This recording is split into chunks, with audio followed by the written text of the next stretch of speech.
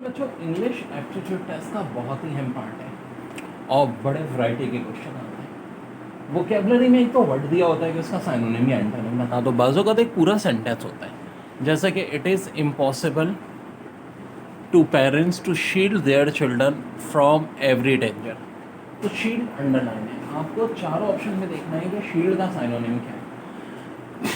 Protect, conserve, relief, free, तो of course protect होगा। देखो यहाँ तो आसान था, बाज़ वक़्त वर्ड बड़ा मुश्किल होता है, तो हम सेंटेंस की मदद से अंदाज़ा लगाते हैं कि आखिर कैसी बात हो रही है। जैसे कि दैट स्टूडेंट इज़ डिस्कॉर्टियर्स, उसके साथ डिस्कॉर्टियस यानी ज़्यादती हो रही है। He dash no matter how one tries to please him. तो अब वो क्या ऐसा लग रहा है जस्ट लाइक कोई कंप्लेन टाइप की बात कुछ हो रही है, और क्रम्बल्स के मीनिंग कंप्लेन ही होते हैं। लेकिन अगर आप ऑप्शंस देखो तो गिगल्स, स्कॉल्ड, स्नेयर्स, तो इनमें से करेक्ट आंसर कौन सा है? कंप्लेन यानी क्रम्बल्स मीनिंग। इंग्लिश में बड़ा अहम पोर्शन होता है सेंटेंस कंप्लीशन। आखिर ये क्या होता है?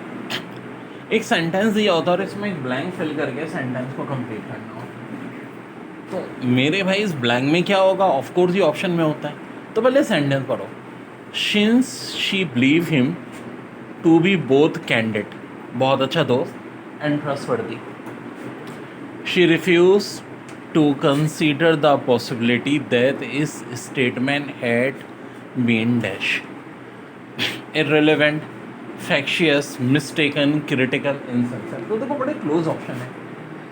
एक बात तो तय है कि बहुत ज़्यादा अच्छा दोस्त और भरोसा करने वाला है तो इररिलेवेंट तो खैर कोई ऐसा हो सकती है बात। फैक्टिशियस, मिस्टेकन, क्रिटिकल क्या नहीं हो सकती? इनसिंसियर।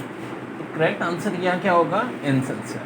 तो थोड़ा सा दिमाग में इस्तेमाल करना होता है इंग्लिश के साथ साथ। Insincere. When he was young he dash ideas of becoming a doctor. When he was young, he dashed ideas of becoming a doctor. However, he was dashed by his father, who wanted him to join the family business. अब देखो एक बार जो इसमें समझ में आ रही है कि जब वो यंग था वो क्या कर रहा था? Ideas of becoming doctor, like पसंद कर रहा था कुछ ऐसी चीज़ दिख रही है। हाउएवर, लेकिन he was dashed by his father who wanted him to join the, तो लग ये रहा है कि इनकरेज नहीं किया फादर ने। अब देखो कुछ सेंटेंस होते हैं जिनको आप स्ट्रेट सेंटेंस कहते हैं, यानी जब एंड का इस्तेमाल होता है कन्वेंशन में, यानी वो he is brave and sincere.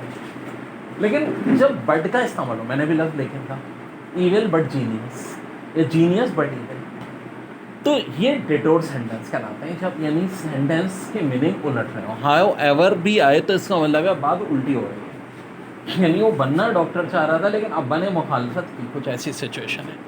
Option A में हार्वर्ड और बेक्ड। अब देखो हार्वर्ड के मीनिंग इंटरटेन होते हैं, बिल्कुल हो सकता है पहला ऑप्शन तो यही होगा कि इंटरटेन या हार्वर्ड, ठीक है।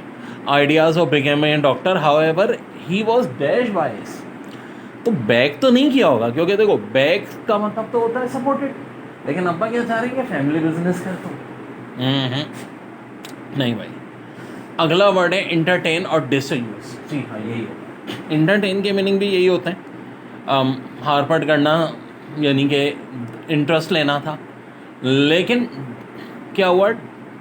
डिसुएटेड। डिसुएटेड का मतलब है परसुएट अगेंस्ट द आइडिया, उसके अब्बा ने उसको क्या किया दिया? डिसुएट कर दिया।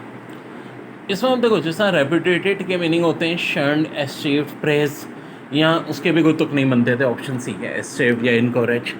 डी रेपुटेटेड डिटर्ड भी नहीं बन सकता था, एस्चीव या इनकोरेज भी नहीं बन सकता था, क्योंकि जो सिचुएशन चल रही है कि बेटा बनना चाह रहा है, बाप मुखालफत। तो पहली ब्लैंक होगी जिसमें सपोर्ट वाला आइडिया, और सेकेंड ब्लैंक होगी जिसमें मुखालफत का आइडिया हो। तो वो चीज़ कहाँ आ रही है? ऑप्शन बी में। बेटा क्या हो जाएगा? अब ये सेंटेंस क्या हो जाएगा? When he was young, he entertained ideas of becoming a doctor. However, he was dissuaded by his father who wanted him to join the family. लेकिन इसके बाद वर्ड है मॉडर्न, जिसके मीनिंग होते हैं सकेस्टिंग अनहेल्दी मेंटल स्टेट। बहुत important vocab है modern, सकेस्टिंग unhealthy mental state. एक और वर्ड है डीफ फनर्ट्रेशन, जिसकी मीनिंग है design and disposition of Windows and other exterior opening of building, design and disposition of Windows and other exterior openings of building. और उसके बाद अगला वर्ड है मॉर्गेनेटिक, जिसके मीनिंग होते हैं टेम्पररी इनएक्टिव। तो ये सारे के सारे आपके आंसर्स आ जाएंगे, ठीक है।